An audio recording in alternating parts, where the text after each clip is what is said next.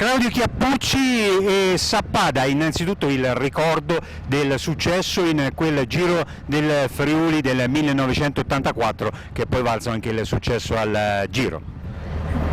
Sì, ero il terzo anno dilettante e sono riuscito a vincere il Giro del Friuli, soprattutto era la tappa che arrivava qua. Una tappa che ti ha aperto sostanzialmente le porte al mondo del professionismo?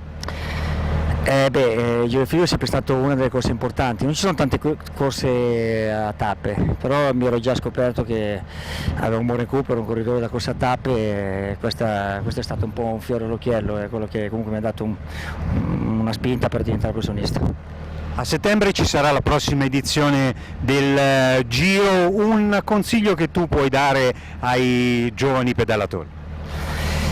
Guarda, i giovani oggi hanno bisogno sempre di meno consigli perché la tecnologia la portati sempre più avanti, già da giovani sono ormai quasi esperti perché hanno a disposizione tutta la tecnologia e l'esperienza dei migliori preparatori per arrivare, secondo me, anche troppo davanti al professionismo, con delle chance che una volta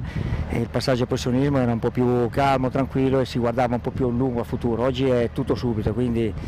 io sarei sempre dell'idea che quello che è stato il passato vale sempre, quindi con calma, avere pazienza, aspettare, non avere subito tutto